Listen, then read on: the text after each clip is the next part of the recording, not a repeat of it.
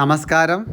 എല്ലാ പ്രിയ പഠിതാക്കളെയും plus two തുല്യത എക്കണോമിക്സിൻ്റെ ഒരു പ്രധാനപ്പെട്ട ക്ലാസ്സിലേക്ക് സ്വാഗതം ചെയ്യുന്നു.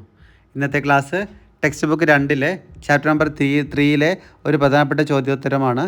Text book number 2 chapter number 3 ഒരു ഏറ്റവും പ്രധാനപ്പെട്ട ഒരു ചോദ്യം എങ്ങനെയാണ്? കേന്ദ്ര ബാങ്കിൻ്റെ ധർമ്മങ്ങളെക്കുറിച്ച് വിവരണം തയ്യാറാക്കുക. RBI, reserve bank of India, അതാണ് കേന്ദ്ര ബാങ്കിൻ്റെ ധർമ്മങ്ങളെക്കുറിച്ച് വിവരണം തയ്യാറാക്കാനാണ് ചോദ്യം. എല്ലാ വർഷങ്ങളിലും വരുന്ന ഒരു പ്രധാനപ്പെട്ട ചോദ്യോത്തരമാണിത്, കേന്ദ്ര ബാങ്കിൻ്റെ ധർമ്മങ്ങളെക്കുറിച്ച്. അപ്പോൾ നമുക്ക് എക്സ്പ്ലെയിൻ ചെയ്യാം. കേന്ദ്ര ബാങ്കാണ് ചോദ്യം. കേന്ദ്ര ബാങ്കിൻ്റെ ധർമ്മങ്ങളെക്കുറിച്ച് വിവരണം തയ്യാറാക്കാനാണ് ചോദ്യം. എല്ലാ രാജ്യത്തിനും ഒരു കേന്ദ്ര ബാങ്കുണ്ട്. ഇന്ത്യയിലെ കേന്ദ്ര ബാങ്കാണ് ഭാരതീയ റിസർവ് ബാങ്ക്, RBI എന്ന് പറയും. എല്ലാ രാജ്യത്തിനും ഒരു കേന്ദ്ര ബാങ്കുണ്ട്. ഇന്ത്യയിലെ കേന്ദ്ര ബാങ്കാണ് ഭാരതീയ റിസർവ് ബാങ്ക്, RBI എന്ന് പറയും. അതിൻ്റെ മലയാളത്തിലുള്ള പേരാണ് ഭാരതീയ റിസർവ് ബാങ്ക്. ഇംഗ്ലീഷിൽ പറയുമ്പോൾ reserve bank of India, RBI എന്ന് ഷോർട്ടായിട്ട് പറയും. പിന്നെ ഇതെന്താണത്? കേന്ദ്ര ബാങ്കാണ്. എല്ലാ രാജ്യത്തിനും ഒരു കേന്ദ്ര ബാങ്കുണ്ട്. ഇന്ത്യയിലെ കേന്ദ്ര ബാങ്കാണ് ഭാരതീയ റിസർവ് ബാങ്ക്, അതായത് reserve bank of India, RBI എന്ന ചുരുക്കപ്പേരിൽ അറിയപ്പെടുന്നത്. നമ്മൾ ആദ്യം ആ പോയിന്റ് പഠിച്ചു. എല്ലാ രാജ്യത്തിനും ഒരു കേന്ദ്ര ബാങ്കുണ്ട്. ഇന്ത്യയിലെ കേന്ദ്ര ബാങ്കാണ് ഭാരതീയ റിസർവ് ബാങ്ക്, അതായത് RBI. 1935 RBI ആരംഭിക്കുന്നത്. 1935 വർഷം, 1935 RBI ആരംഭിക്കുന്നത്. ബ്രിട്ടീഷ് ഗവൺമെൻറ് ആരംഭിച്ച ഈ ബാങ്കിനെ 1949 ഇന്ത്യയിലെ കേന്ദ്ര ബാങ്കായി പ്രഖ്യാപിക്കാനുണ്ടായത്. ഇത് ആരംഭിച്ചത് ബ്രിട്ടീഷ് ഗവൺമെൻറ്റാണ് 1935. എന്നാൽ RBI ആരംഭിക്കുന്നത് 1935 ബ്രിട്ടീഷ് ഗവൺമെൻറ്റാണ്. എന്നാൽ ഇതിനെ 1949 ഇന്ത്യയിലെ എന്താക്കി മാറ്റുന്നത്? കേന്ദ്ര ബാങ്കായി പ്രഖ്യാപിക്കുന്നത്. അപ്പോൾ 1949 എന്ത് ചെയ്യുന്നത്? ബ്രിട്ടീഷ് ഗവൺമെൻറ് ആരംഭിച്ച ബാങ്കിനെ ഇന്ത്യയിലെ കേന്ദ്ര ബാങ്കായി പ്രഖ്യാപിക്കുന്നത് 1949. അപ്പോൾ 2 വർഷം ഇമ്പോർട്ടൻ്റ് ആണ്, ഓർത്ത് വെക്കണം. RBI ആരംഭിച്ചത് 1935. ഇതിനെ കേന്ദ്ര ബാങ്കായി പ്രഖ്യാപിച്ചത് 1949. RBI ആരംഭിച്ചത് 1935.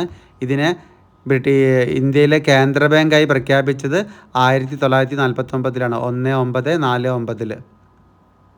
മുംബൈ ആണ് RBIയുടെ ആസ്ഥാനം. പണവുമായി ബന്ധപ്പെട്ട കാര്യങ്ങളിൽ കേന്ദ്ര ഗവൺമെൻറ്റിന് ഉപദേശം നൽകുന്നത് RBI ആണ്.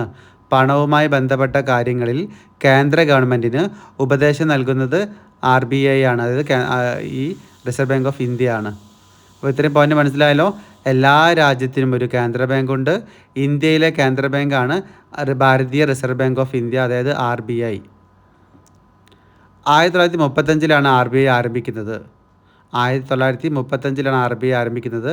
ബ്രിട്ടീഷ് ഗവൺമെൻറ് ആരംഭിച്ച ഈ ബാങ്കിനെ 1949 ഇന്ത്യയിലെ കേന്ദ്ര ബാങ്കായി പ്രഖ്യാപിക്കുകയാണുണ്ടായത്. 1949 ഇതെന്ത് ചെയ്തത്? ഇന്ത്യയിലെ കേന്ദ്ര ബാങ്കായി പ്രഖ്യാപിച്ചത്.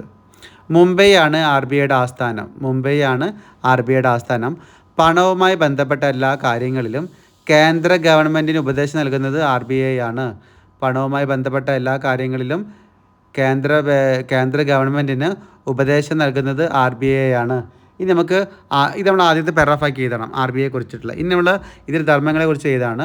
ഒരു 6 ധർമ്മം നിർബന്ധമായിട്ട് നമ്മൾ പഠിക്കേണ്ടതുണ്ട്. RBIയുടെ ധർമ്മങ്ങൾ, റിസർവ് ബാങ്കിൻ്റെ ധർമ്മങ്ങൾ, കേന്ദ്ര ബാങ്കിൻ്റെ ധർമ്മങ്ങളാണ് നമ്മൾ പഠിക്കുന്നത്. ഒന്നാമത്തേത് കറൻസി നോട്ട് ഇറക്കൽ. 2 ബാങ്കുകളുടെ ബാങ്ക്. 3 ഗവൺമെൻറ്റിൻ്റെ ബാങ്ക്. ഇപ്പോൾ 3 ധർമ്മങ്ങൾ പഠിച്ചു. കറൻസി നോട്ട് ഇറക്കൽ, ബാങ്കുകളുടെ ബാങ്ക്, ഗവൺമെൻറ്റിൻ്റെ ബാങ്ക്. അടുത്ത പോയിന്റ് പറയുന്നു, വായ്പകളുടെ നിയന്ത്രകൻ എന്ന പേരിൽ അറിയപ്പെടുന്നത് ഈ കേന്ദ്ര ബാങ്കാണ്, വായ്പകളുടെ നിയന്ത്രകൻ. അപ്പോൾ 4 പോയിന്റ് ഏതൊക്കെയാണ്? കറൻസി നോട്ട് ഇറക്കൽ, ബാങ്കുകളുടെ ബാങ്ക്, ഗവൺമെൻറ്റിൻ്റെ ബാങ്ക്, വായ്പകളുടെ നിയന്ത്രകൻ. ഇനി വിദേശ നാണ്യക്കരുതൽ ശേഖരണത്തിൻ്റെ സൂക്ഷിപ്പുകാരനാണ് ഈ RBI. വിദേശ നാണ്യക്കരുതൽ ശേഖരണത്തിൻ്റെ സൂക്ഷിപ്പുകാരനാണ് RBI. ദേശീയ തലത്തിൽ ഇടപാടുകൾ തീർക്കുന്ന സ്ഥാപനമാണ് RBI. ഇത്രയും 6 പോയിന്റ് നമ്മൾ പഠിച്ചിരിക്കണം. ഇതാണ് RBIയുടെ, അതായത് കേന്ദ്ര ബാങ്കിൻ്റെ ധർമ്മങ്ങൾ. കേന്ദ്ര ബാങ്ക് ധർമ്മങ്ങൾ ഏതൊക്കെയാണ്? 6 നമ്മൾ പഠിച്ചിരിക്കണം. 1 കറൻസി നോട്ട് ഇറക്കൽ, ബാങ്കുകളുടെ ബാങ്ക്, ഗവൺമെൻറ്റിൻ്റെ ബാങ്ക്, വായ്പകളുടെ നിയന്ത്രകൻ, വിദേശ നാണ്യ കരുതൽ ശേഖരണത്തിൻ്റെ സൂക്ഷിപ്പുകാരൻ, ദേശീയ തലത്തിൽ ഇടപാടുകൾ തീർക്കുന്ന സ്ഥാപനം. ഇത്രയാണ് ഈ 6 എന്ത് കേന്ദ്ര ബാങ്കിൻ്റെ ധർമ്മങ്ങൾ. ഇത് നമ്മൾ ഓരോന്ന് എക്സ്പ്ലെയിൻ ചെയ്യേണ്ടതുണ്ട്, മാർക്ക് അനുസരിച്ച് എക്സ്പ്ലെയിൻ ചെയ്യണം. ഒരു 4 മാർക്കൊക്കെ ആണെങ്കിൽ നമ്മൾ എന്ത് ചെയ്താൽ മതി, ഇത് ഇങ്ങനെ പോയിൻറ്റ്സ് മാത്രം എഴുതി വെച്ചാൽ മതി. ഓക്കെ. കറൻസി നോട്ട് ഇറക്കൽ, ബാങ്കുകളുടെ ബാങ്ക്, ഗവൺമെൻറ്റിൻ്റെ ബാങ്ക്, വായ്പകളുടെ നിയന്ത്രകൻ, വിദേശ നാണ്യ കരുതൽ ശേഖരണത്തിൻ്റെ സൂക്ഷിപ്പുകാരൻ, വിദേശ നാണ്യ കരുതൽ ശേഖരണത്തിൻ്റെ സൂക്ഷിപ്പുകാരൻ, ദേശീയ തലത്തിൽ ഇടപാടുകൾ തീർക്കുന്ന സ്ഥാപനം. ഇത്രയാണ് കേന്ദ്ര ബാങ്കിൻ്റെ ധർമ്മങ്ങൾ. ഓക്കെ. ഇത് ഷോർട്ടസ്റ്റ് ആയിട്ട് ഷുവറായിട്ട് വരുന്നൊരു ചോദ്യമാണ്, നന്നായി പഠിച്ചിരിക്കണം. ചോദ്യം മനസ്സിലായി വിചാരിക്കുന്നു. കേന്ദ്ര ബാങ്കിൻ്റെ ധർമ്മങ്ങളെക്കുറിച്ച് വിവരണം തയ്യാറാക്കാനാണ്. അപ്പോൾ ആദ്യത്തെ 2 പാരഗ്രാഫാക്കി എഴുതേണ്ടതുണ്ട്. ആദ്യത്തെ പാരഗ്രാഫ് RBI കുറിച്ച്, കേന്ദ്ര ബാങ്ക് കുറിച്ചിട്ട് എക്സ്പ്ലെയിൻ ചെയ്യണം. രണ്ടാമത്തെ പാരഗ്രാഫിൽ, അതായത് രണ്ടാമത്തേതിലാണ് നമ്മൾ ഇതിൻ്റെ ധർമ്മങ്ങളെ കുറിച്ചിട്ട് സ്പെസിഫൈ ചെയ്തേണ്ടത്. ടെക്സ്റ്റ് ബുക്കിൽ രണ്ടാമത്തെ ടെക്സ്റ്റ് ബുക്കിൽ ചാപ്റ്റർ നമ്പർ 3 ആണ്, 3ാമത്തെ പാഠവുമായി ബന്ധപ്പെട്ട ഒരു ചോദ്യോത്തരമാണ്. ഇനി നമുക്ക് കുറച്ച് വൺ വേർഡ് ചോദ്യത്തിലേക്ക് പോകാം. നമ്മൾ ആദം സ്മിത്തിനെ കുറിച്ച് പഠിക്കണം. ആദം സ്മിത്തിനെ കുറിച്ച് പഠിക്കുമ്പോൾ നമ്മൾ ഇക്കണോമിക്സിൻ്റെ പിതാവാണെന്ത്, ആദം സ്മിത്ത്. ഇക്കണോമിക്സിൻ്റെ പിതാവാണ് ആദം സ്മിത്ത്. ആദം സ്മിത്താണ് ഇക്കണോമിക്സിൻ്റെ പിതാവ് എന്ന പോലെ അറിയപ്പെടുന്ന ആളാണ് ആദം സ്മിത്ത്. പിന്നെ രാഷ്ട്രങ്ങളുടെ സമ്പത്ത്, അതായത് ഈ പുസ്തകത്തിൻ്റെ പേരാണ് രാഷ്ട്രങ്ങളുടെ സമ്പത്ത്. ഈ 2 കാര്യങ്ങൾ നമ്മൾ പഠിച്ചിരിക്കണം. ആദം സ്മിത്തുമായി ബന്ധപ്പെട്ടിട്ട് 2 കാര്യങ്ങൾ, ഇക്കണോമിക്സിൻ്റെ പിതാവ്, അതുപോലെ രാഷ്ട്രങ്ങളുടെ സമ്പത്ത്, വെൽത്ത് ഓഫ് നാഷൻ, രാഷ്ട്രങ്ങളുടെ സമ്പത്ത് എന്ന പേരിൽ ഒരു പുസ്തകം എഴുതിയിട്ടുണ്ട് ആര്, നമ്മുടെ ആദം സ്മിത്ത്. അപ്പോൾ ആദം സ്മിത്തുമായി 2 കാര്യങ്ങൾ പഠിച്ചിരിക്കണം. ഒന്ന് എക്കണോമിക്സിൻ്റെ പിതാവ്, നമ്മുടെ സാമ്പത്തിക ശാസ്ത്രത്തിൻ്റെ പിതാവ്, ഇക്കണോമിക്സിൻ്റെ പിതാവ്. അതോടൊപ്പം പഠിക്കേണ്ടത് വെൽത്ത് ഓഫ് നാഷൻസ്, രാഷ്ട്രങ്ങളുടെ സമ്പത്ത് എന്ന പേരിൽ അറിയപ്പെടുന്ന ഒരു പുസ്തകം എന്ന പേരിൽ ഒരു പുസ്തകം എഴുതിയ ആളാണ് ആര്, ആദം സ്മിത്ത്. അപ്പോൾ ആദം സ്മിത്തിനെ കുറിച്ച് 2 കാര്യങ്ങൾ മനസ്സിലാക്കിയിരിക്കേണ്ടതുണ്ട്. ഇക്കണോമിക്സിൻ്റെ പിതാവ് Adam Smith, wealth of nation, രാഷ്ട്രങ്ങളുടെ സമ്പത്ത്, രാഷ്ട്രങ്ങളുടെ സമ്പത്ത് എന്ന പേരിൽ അറിയപ്പെടുന്ന പേരിലൊരു പുസ്തകം എഴുതിയ ആളാണ് ആദം സ്മിത്ത്. ഇത് നമുക്ക് വേറൊരു വ്യക്തിയെ പരിചയപ്പെടാനുണ്ട്. KM കെയ്ൻസ് ആണ്.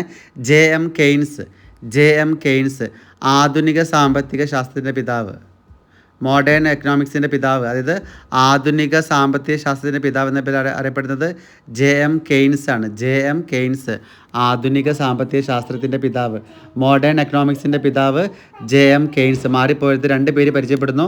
ഒന്ന് ആദം സ്മിത്തും രണ്ടാമത് JM കെയ്ൻസും. ആദം സ്മിത്തും JM കെയ്ൻസും.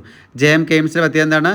ആധുനിക സാമ്പത്തിക ശാസ്ത്രത്തിൻ്റെ പിതാവ്, മോഡേൺ എക്കണോമിക്സിൻ്റെ ഫാദർ ഓഫ് മോഡേൺ എക്കണോമിക്സ് ആണ് JM കെയ്ൻസ്. എന്നാൽ എക്കണോമിക്സിൻ്റെ പിതാവ്, സാമ്പത്തിക ശാസ്ത്രത്തിൻ്റെ പിതാവ് ആദം സ്മിത്ത്. ഓക്കെ. അപ്പോൾ ഈ 2 വ്യക്തികളെക്കുറിച്ചുള്ള പഠനം നിർബന്ധമായിട്ട് മനസ്സിലാക്കേണ്ടതുണ്ട്. അടുത്തൊരു ചോദ്യത്തിലേക്ക് പോകുന്നു. നമുക്കറിയാം നിസ്സംഗത മാപ്പ്, നിസ്സംഗത ഭൂപടം എന്നാൽ എന്താണെന്ന് ചോദിക്കും പരീക്ഷയ്ക്ക്. നിസ്സംഗത വക്രത്തിൻ്റെ കൂട്ടത്തെ വിളിക്കുന്ന പേരാണ് നിസ്സംഗത ഭൂപടം അഥവാ നിസ്സംഗത മാപ്പ്. അത് പൂരിപ്പിക്കലായിട്ടോ ചേരുമ്പടിയിൽ അല്ലെങ്കിൽ ബ്രാക്കറ്റ് എഴുതാനൊക്കെ ചോദിക്കാം. ഒരു ഇമ്പോർട്ടൻറ്റ് ചോദ്യമാണ്. നിസ്സംഗത വക്രത്തിൻ്റെ കൂട്ടത്തെ ഡാഷ് എന്ന് വിളിക്കുന്നു. എന്താ നിസ്സംഗത വക്രത്തിൻ്റെ കൂട്ടത്തെ എന്താ വിളിക്കുന്നത്? നിസ്സംഗത മാപ്പ് അല്ലെങ്കിൽ നിസ്സംഗത ഭാഗം. നിസ്സംഗത വക്രത്തിൻ്റെ കൂട്ടത്തെ എന്ത് വിളിക്കുന്നു? അതാ പഠിക്കേണ്ടത്. നിസ്സംഗത ഭൂപടം അല്ലെങ്കിൽ നിസ്സംഗത മാപ്പ് എന്ന് പേരിൽ അറിയപ്പെടുന്നു. നിസ്സംഗത വക്രത്തിൻ്റെ കൂട്ടത്തെ നിസ്സംഗത മാപ്പ് അല്ലെങ്കിൽ നിസ്സംഗത ഭൂപടം എന്ന പേരിൽ അറിയപ്പെടുന്നു. അടുത്തൊരു ചോദ്യം.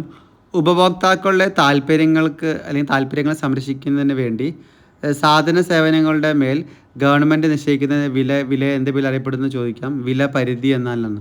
അപ്പോൾ ചോദ്യം വിലപരിധി എന്നാൽ എന്ത് ചോദിക്കാം. വിലപരിധി എന്നാൽ എന്ത്? ചോദ്യം എന്താണ്? വിലപരിധി എന്നാൽ എന്ത്? ഉപഭോക്താക്കളുടെ താല്പര്യങ്ങൾ സംരക്ഷിക്കാൻ വേണ്ടി സാധനങ്ങളുടെയും സേവനങ്ങളുടെയും മേൽ ഗവൺമെൻറ് നിശ്ചയിക്കുന്ന വിലയാണെന്ത്? വിലപരിധി. ഇത് ടെക്സ്റ്റ് ബുക്ക് 1 ചാപ്റ്റർ 5 എന്നുള്ള ചോദ്യമാണ്. അതിൽ നമ്മൾ പലതരത്തിലെ വിലകൾ പരിചയപ്പെടുന്നുണ്ട്. താങ്ങുവില എന്നൊക്കെ പറഞ്ഞിട്ട് വിലപരിധി, അത് ആ ഭാഗത്തുള്ള ചോദ്യമാണത്. ചോദ്യം എന്താണ്? വിലപരിധി എന്നാൽ എന്താണ്? വിലപരിധി ടെക്സ്റ്റ് ബുക്ക് 1 ചാപ്റ്റർ നമ്പർ 5 ആണ്. ഉപഭോക്താക്കളുടെ താല്പര്യങ്ങൾ സംരക്ഷിക്കാൻ വേണ്ടി സാധന സേവനങ്ങളുടെ മേൽ ഗവൺമെൻറ് നിശ്ചയിക്കുന്ന വിലയാണ് വിലപരിധി.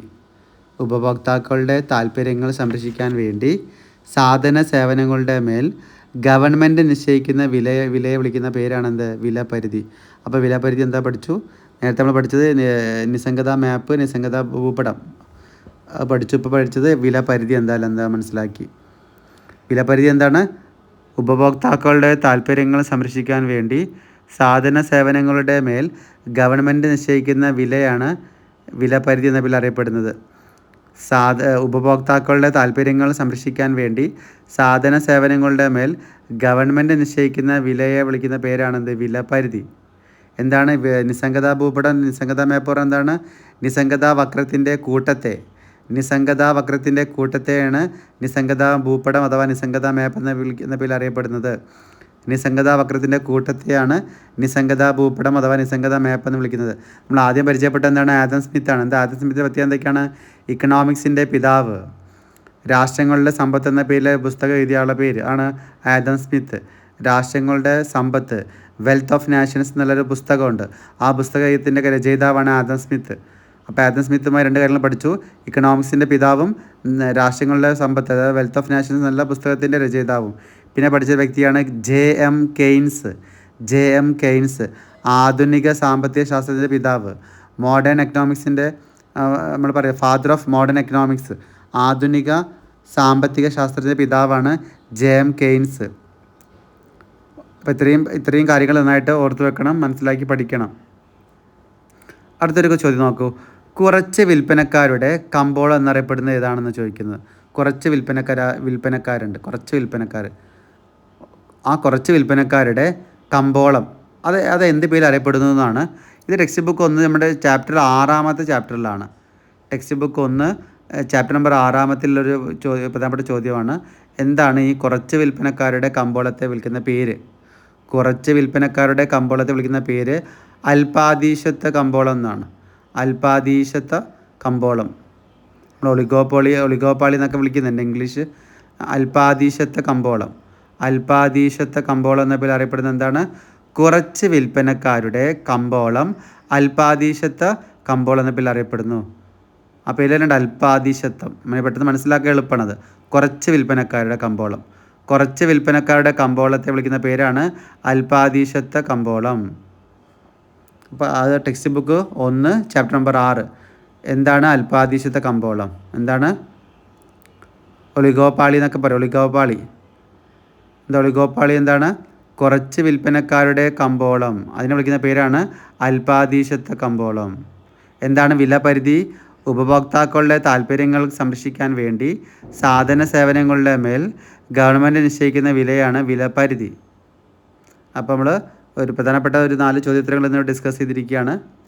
അപ്പോൾ ഈ ക്ലാസ് ആവർത്തിച്ച് കേട്ട് മനസ്സിലാക്കി പഠിക്കുക, ഇമ്പോർട്ടൻ്റ് ആണ്. നമ്മൾ വരാനിരിക്കുന്ന +2 തുല്യത എക്കണോമിക്സിൻ്റെ പരീക്ഷയുമായി ബന്ധപ്പെട്ട ചോദ്യോത്തരങ്ങളാണ്. അപ്പോൾ ഈ ക്ലാസ് ഇവിടെ അവസാനിപ്പിക്കുന്നു. എല്ലാവർക്കും ക്ലാസ് നന്നായി മനസ്സിലാക്കാൻ കഴിയട്ടെ, നന്നായി പഠിക്കാൻ പറ്റട്ടെ, നല്ല മാർക്ക് വാങ്ങാൻ കഴിയട്ടെ എന്ന് ആശംസിക്കുന്നു. ഈ ക്ലാസ്സിനെ കുറിച്ചുള്ള നിങ്ങളുടെ അഭിപ്രായങ്ങളും നിർദ്ദേശങ്ങളും കമൻറ്റിൽ രേഖപ്പെടുത്തണം. ഈ ക്ലാസ് കേൾക്കുന്നവരുടെ ജില്ല, അതുപോലെ സ്ഥലം, പേര് ഒക്കെ രേഖപ്പെടുത്തിയാൽ നമുക്ക് മനസ്സിലാക്കാൻ പറ്റും ആരുകളിലൊക്കെ ഈ ക്ലാസ്സിൽ എത്തുന്നുണ്ടെന്ന്. അപ്പോൾ എല്ലാവർക്കും നല്ലൊരു ദിവസം ആശംസിച്ചുകൊണ്ട് ഈ ക്ലാസ് ഇവിടെ നിർത്തുന്നു. എല്ലാവർക്കും നന്ദി, നമസ്കാരം, താങ്ക് യു. ഒരു പുതിയ ക്ലാസ്സുമായി ഏറ്റവും അടുത്ത് തന്നെ നമുക്ക് വീണ്ടും കാണാം. നന്ദി, നമസ്കാരം.